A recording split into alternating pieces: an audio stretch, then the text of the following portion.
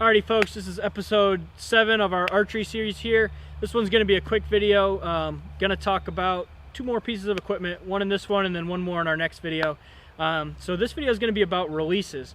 The reason it's going to be a little quicker is I don't shoot a release, I shoot fingers. So for those of you that don't know, shooting fingers means that I draw the bow back with my fingers and let the string go with my fingers. If I shot a mechanical release, I would hook a mechanical device to the string, pull that back, and then use a trigger or some type of release mechanism to let the string go.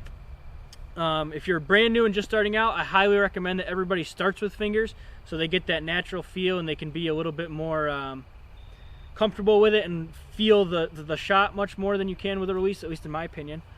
I have shot a release, for like a couple rounds just to try it out, and I didn't like it.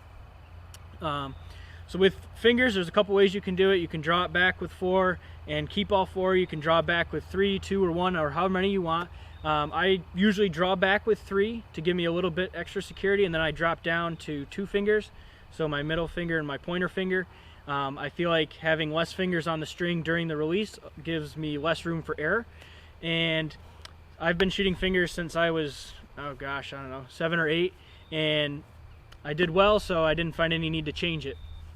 It does get a little annoying when I'm hunting, especially if I'm waiting a long time to draw on a deer, just because my fingers do get a little cold. So mechanical releases, there's a few types. The 2 basic types that I'm going to go over, just because I'm not super experienced with it, is the trigger release and then back tension. So trigger release is basically a little clamp, and you pull the trigger, opens the clamp, you put it around your release loop on your bow, on your string. You close the trigger by pushing it forward, and then it wraps around your wrist, you pull back, and then when you want to let go, you punch. You're not supposed to punch, but you slowly squeeze the trigger, kind of like you would on a gun, and then it just opens the clamp and releases the arrow. The other type is a back tension release. These are very popular, particularly among competition shooters. A lot of hunters use them now too. And with that, I'm not 100% sure on the mechanism, but more or less it hooks around your release loop and you pull it back, and then once you torque it to a certain angle, at least this is how I believe it works, once you torque it to a certain angle by tensioning up your back, it releases the arrow. Very, very, very, very accurate system if you shoot and practice a lot, because you can practice that exact back tension and get kind of that muscle memory down.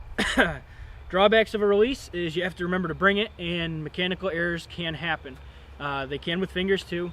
Had it happen, your finger gives out or the string slips or something like that. Like I said, I suggest everybody starts with fingers. If you want to transition into a release, go for it. A release is going to give you more of a consistent release just because it's a mechanical device and there's less room for human error. That doesn't mean there's not room for human error, because there certainly is a whole bunch of it. So that's my quick little spiel on releases. If you want to shoot a release, I couldn't tell you brands or couldn't personally recommend any just because I've never really used one. Go down to your local pro shop, talk to a few of your buddies, and they'll be able to help you out. So hopefully you like this video. Our next video we'll talk about target, which target you should choose, and then from there we'll start getting into some mechanics of shooting. Thanks for watching.